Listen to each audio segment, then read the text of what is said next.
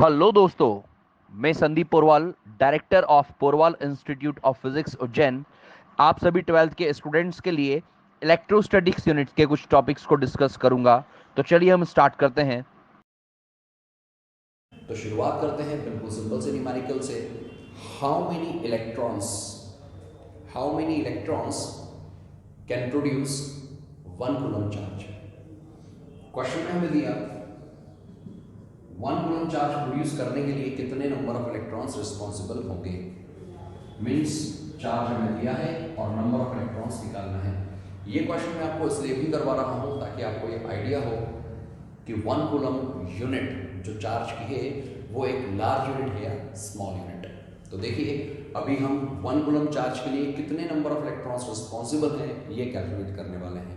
तो देखिए Q equals to हम सभी ने अभी फॉर्मूला पढ़ा था N इंटू E। चार्ज की वैल्यू 1 लेंगे, नंबर ऑफ इलेक्ट्रॉन्स निकालना है और E की वैल्यू होगी 1.6 इंटू 10⁻⁻⁹। तो यहाँ से आप जब N की वैल्यू निकालते हैं तो ये वैल्यू होगी 1/1.6 इंटू 10⁻⁻⁹। अब जब इसको फर्दर सिंप्लीफाई करेंगे 10⁻⁻⁹ ऊपर जाकर 10⁻⁹/1.6 10 इंटू 10⁻⁸/1.6 कैंसिल आउट करने पर आपको ये वैल्यू मिलती है 6.25 into 10⁻18। This are the number of electrons. ये नंबर ऑफ इलेक्ट्रॉन्स आप देख सकते हैं बहुत बहुत बहुत ही लार्ज है। It's a huge amount. 6.25 10⁻18। आप देख सकते हैं इतने नंबर ऑफ इलेक्ट्रॉन्स रिस्पॉन्सिबल होंगे 1 कूलम चार्ज के लिए। That's why 1 coulomb is very very large unit of charge. इसीलिए हम चार्ज की स्मॉलर यूनिट का यूज करेंगे। तो चार्ज की स्मॉलर यूनिट कौन सी होगी? तो like 1 milli coulomb, 1 micro coulomb, 1 nano coulomb, 1 pico coulomb. ये सभी कॉमनली यूज्ड प्रीफिक्स हैं जिनका हम यूज करेंगे। मिली कूलम होगा 10⁻³ कूलम, माइक्रो कूलम होगा 10⁻⁻6 कूलम, नैनो होगा 10⁻⁻9 कूलम और पिको होगा 10⁻⁻12 कूलम। तो ये कुछ यूनिट प्रीफिक्स हैं जो हम कूलम्स के साथ यूज करके इसको स्मॉल यूनिट में कन्वर्ट कर पाएंगे। हम स्विच करते हैं अगले न्यूमेरिकल की तरफ।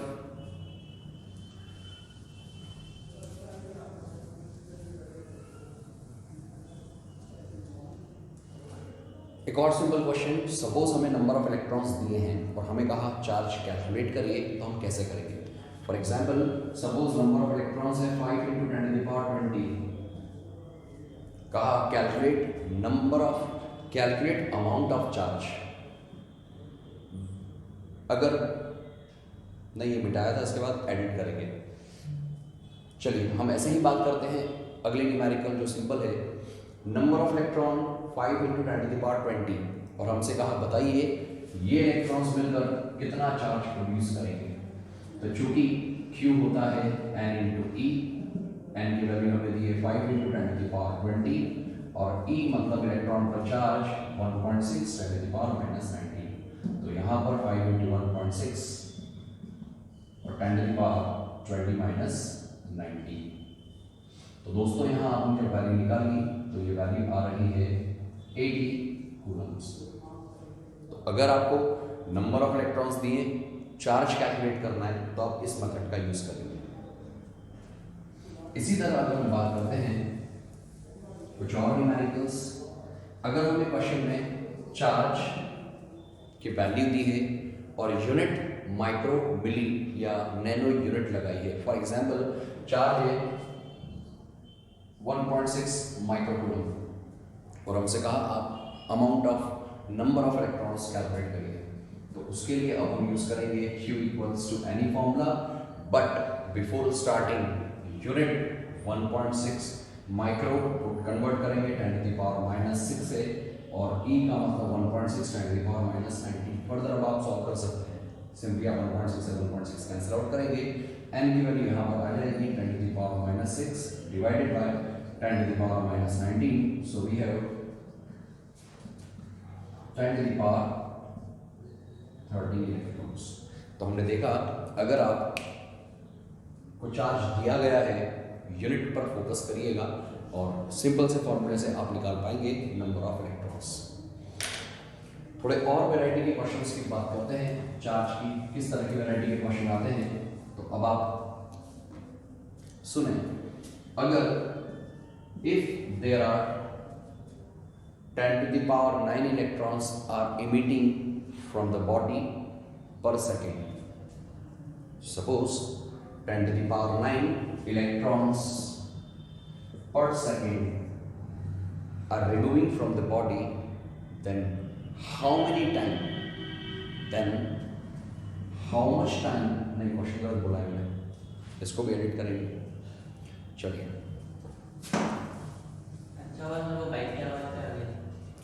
चार्ज के और क्वेश्चंस की अगर हम बात करते हैं तो अगली वैरायटी है 10 to the power 9 electrons per second.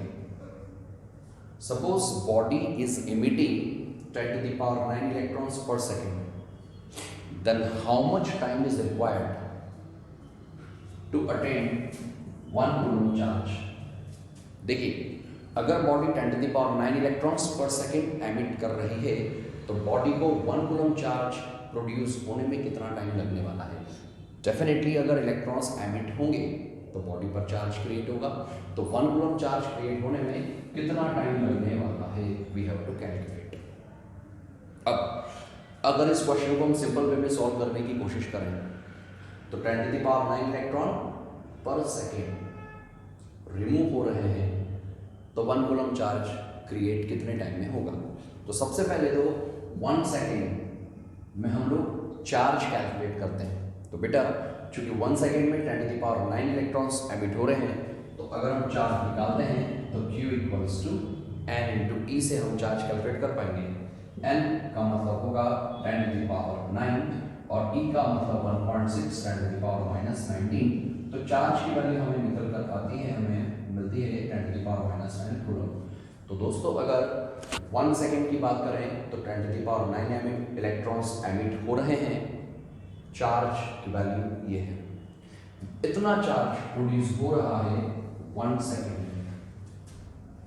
So 1 coulomb charge is produced in 1 by 1.6 into 10 to the power minus 10 seconds. It's a unitary method. This much of charge in coulomb is produced in 1 second. So 1 coulomb charge is produced in this time.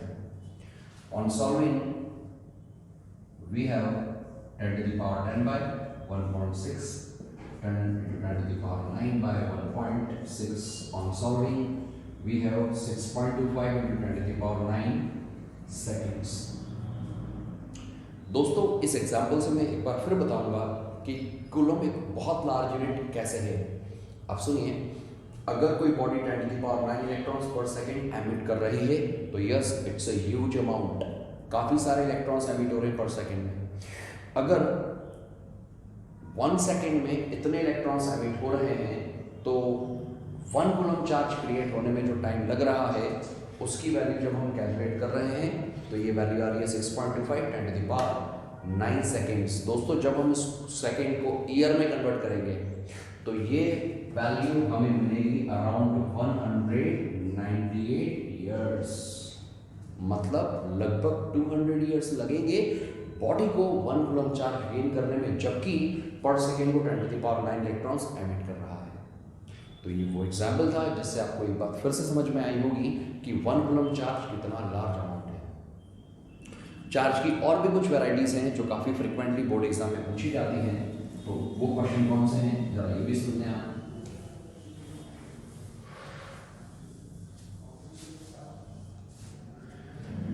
Suppose we have 18 kilogram of electrons.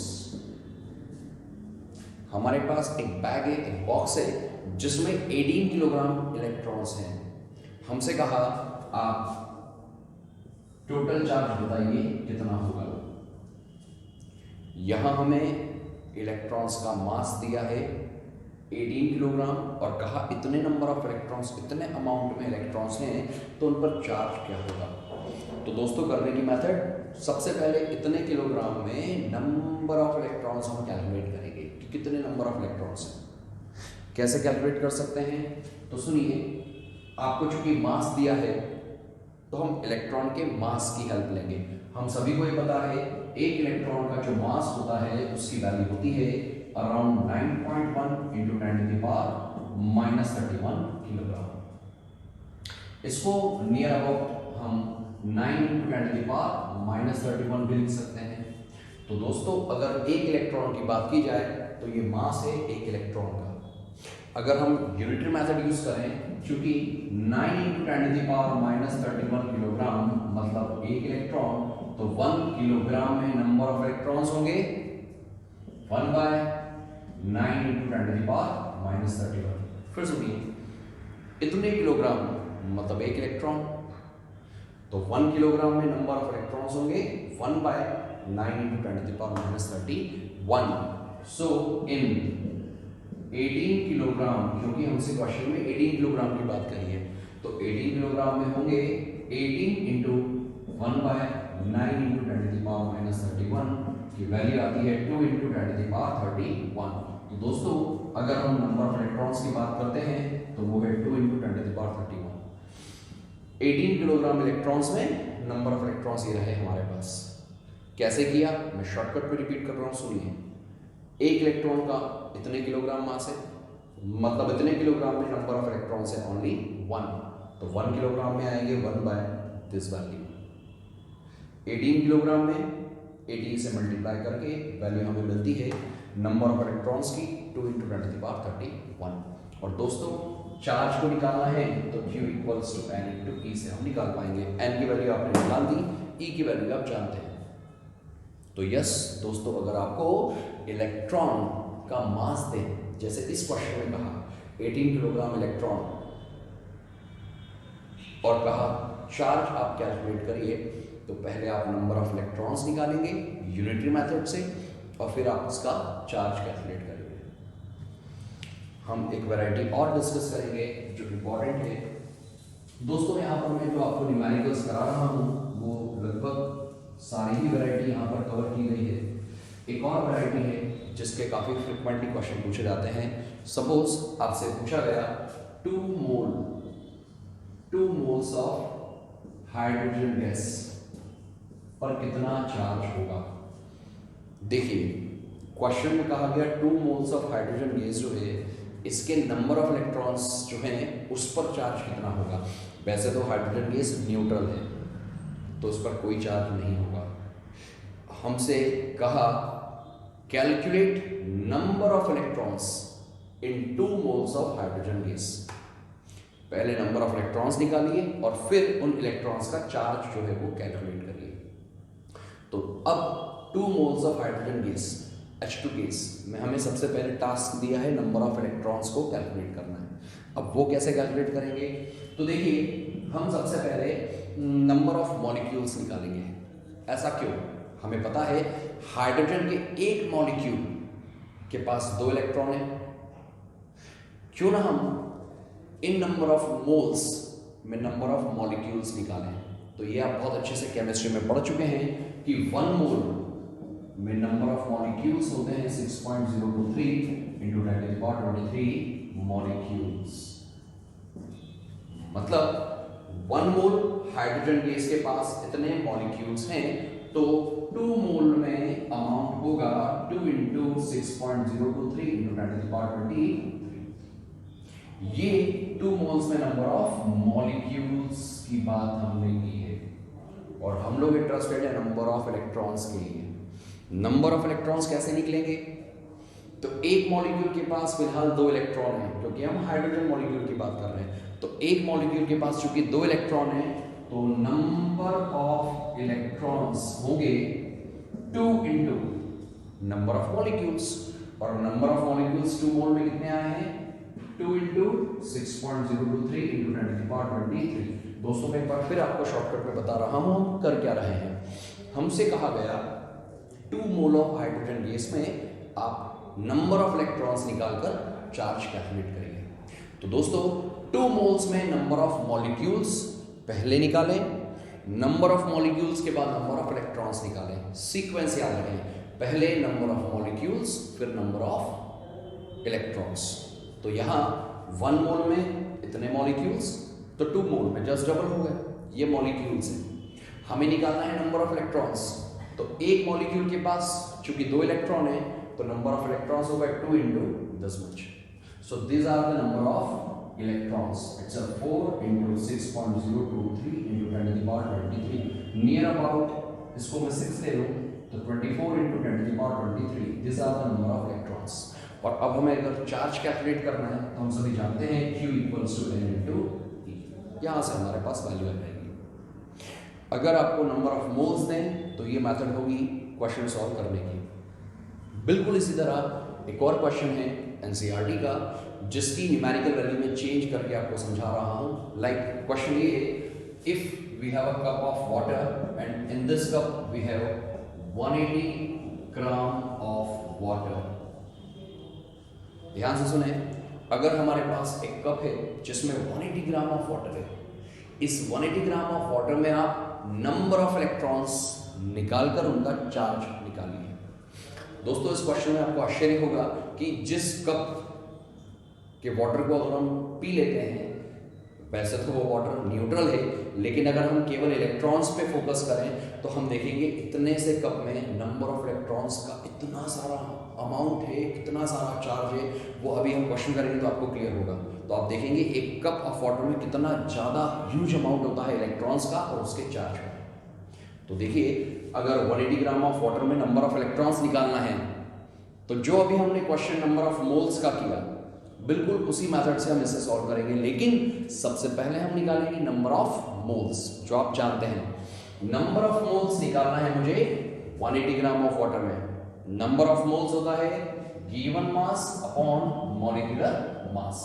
दोस्तों आपको पता होना चाहिए number of moles निकालने का तरीका given mass upon molecular mass है। चूंकि गिवन मास दिया है वाटर का 180 ग्राम, मॉलिक्यूलर मास होता है 18, तो we have 10 number of moles. अब वापस से यहां से शुरुआत करते हैं। हमें इस बार 180 ग्राम ऑफ वाटर में नंबर ऑफ इलेक्ट्रॉन्स और चार्ज निकालना है। पहले नंबर ऑफ मोल्स निकाले, वो आए 10। अब 1 मोल में इतने मॉलिक्यूल्स वाटर के होंगे, तो चूंकि हमारे पास नंबर ऑफ मोल्स आए हैं 10, तो इस बार हम 10 मोल्स में नंबर ऑफ मॉलिक्यूल्स निकालें तो 10 into 6.23 to 10 power 23 मॉलिक्यूल्स। ये 10 मोल ऑफ वाटर में नंबर ऑफ मॉलिक्यूल्स है। नंबर ऑफ मॉलिक्यूल्स दोस्तों, वाटर H2O, इस मॉलिक्यूल में टोटल नंबर ऑफ इलेक्ट्रॉन्स कितने होंगे? तो 2 इलेक्ट्रॉन हाइड्रोजन के, 8 इलेक्ट्रॉन्स ऑक्सीजन के, मतलब 8 + 2 10। एक मॉलिक्यूल के पास 10 इलेक्ट्रॉन्स हैं। तो अभी इतने नंबर ऑफ मॉलिक्यूल्स हैं 10 मोल के पास, तो नंबर ऑफ इलेक्ट्रॉन्स कितने हो जाएंगे दोस्तों? तो अगर हम इसे निकालें तो नंबर ऑफ इलेक्ट्रॉन्स एक मॉलिक्यूल के पास है 10 multiplied by number of molecules. 10 मोल में नंबर ऑफ मॉलिक्यूल्स कितने आ चुके हैं? 10 into 6.023 into 10 to the power 23। तो यहां से ये वैल्यू हमारे पास निकल के आ रही है around 6 into 10 to the power 25। तो आप देख सकते हैं दोस्तों, इतने नंबर ऑफ इलेक्ट्रॉन्स जो हैं ये एक कप ऑफ वाटर में होंगे, जिसका अमाउंट है लगभग 180 ग्राम। इस क्वेश्चन को करने के लिए पहले हमने number of molecules number of moles निकाले, फिर नंबर ऑफ मॉलिक्यूल्स निकाले और फिर नंबर ऑफ इलेक्ट्रॉन्स को निकालकर चार्ज n into E से निकाला। तो आज दोस्तों हमने लगभग चार्ज के काफ़ी सारे न्यूमेरिकल्स, प्रॉपर्टीज, डेफिनेशन, डायमेंशन फॉर्मूले और यूनिट की बात की। अगर आपको चार्ज के बारे में इतना पता है तो लगभग आप सभी क्वेश्चन चार्ज के कर पाएंगे।